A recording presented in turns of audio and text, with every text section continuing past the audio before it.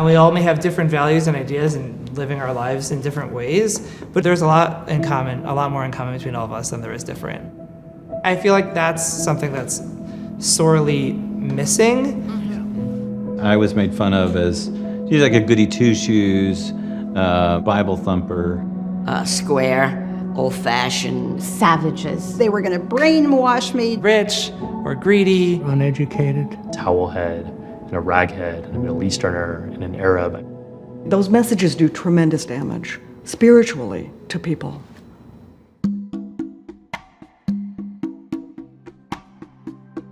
I'm a Christian, non-denominational. I practice the Sikh religion, S-I-K-H. I'm a Muslim. Christian. Interfaith. The term that I would use is called yeshivish. Cradle Episcopalian. I'm a Jesus follower. Baptist born, Baptist bred, and when I die, I'll be Baptist dead.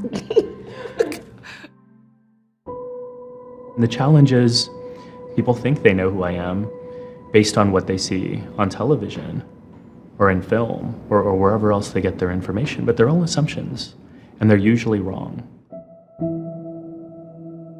People's understanding of religion is really shaped by media, and they don't understand the social impact that popular media has. We have really well-documented evidence that when the show 24, which was a terrorism-related show, was on air, the next day you would see a spike in reports of Islamophobic hate crimes. Growing up, you can't help but internalize a lot of those narratives that you're going to look like the other and you're going to be discriminated against.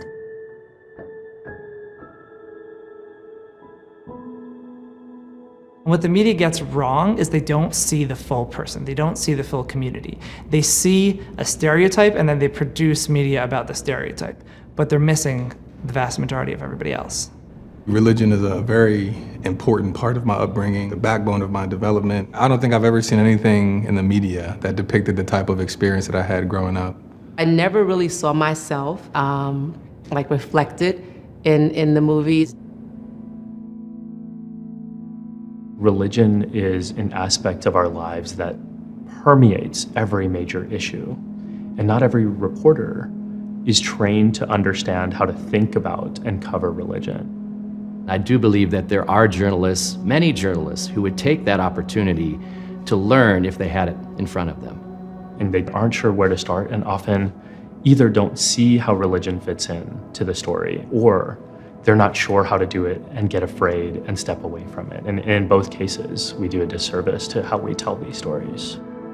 One of the things that I think would be very helpful for religious institutions is to do some basic media training so that they can deliver their message succinctly while being respectful of journalists' times and needs.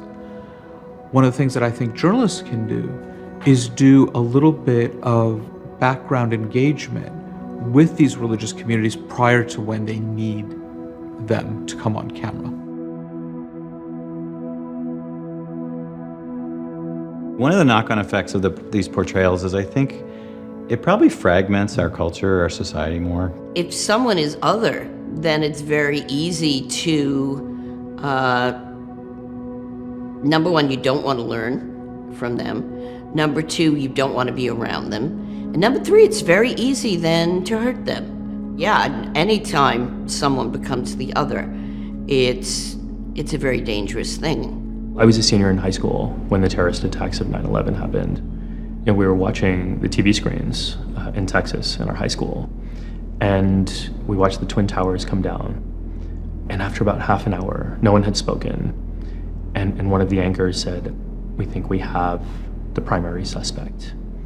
And they flashed an image on the screen, and it was a person I'd never heard of before, but he looked a lot like me. I mean, he didn't look anything like me, but I saw his turban, and I saw his beard, and I saw his brown skin. I was like, oh my God, my life is never going to be the same again. And I was right, and the death threat started that afternoon. We as humans are going to experience suffering. And this is a huge way that a lot of people get through it. Oftentimes, you see religion depicted as something to try to get money from people or, to manipulate and take advantage of people, which certainly does go on, but I think the transformative nature of religion should be depicted a bit more in the media, and I don't think it is. My first job out of seminary was working as a chaplain to people with HIV/AIDS. And I would watch like hospital shows, like ER, you know. Always it would be like, you'd have some caring doctor. And I'm like, doctors don't do that. You know, like, that is not the role they have. And they weren't showing the people who really do that work. On the one hand, ministry can be a source of mockery, or invisible, like the real substance, that really important work that we do, invisible. Whether it's Islam, whether it's Christianity, Judaism, whichever faith you follow, it provides a set of values, a value of how you view your life, how you view the world, how you view your role as a person in this world. You know, so much of our depiction of those we perceive to be other is framed as fear and framed as foreign. And I don't think it has to be that way, right? We can enter into the world with curiosity rather than fear about the other. Very often still, that public conversation gets framed as people of faith on one side versus queer people over here. That's just a false binary that we need to disrupt. So all of that has to do with sort of shifting the frame, and I hope giving folks in the media a different way to think about how to frame that conversation.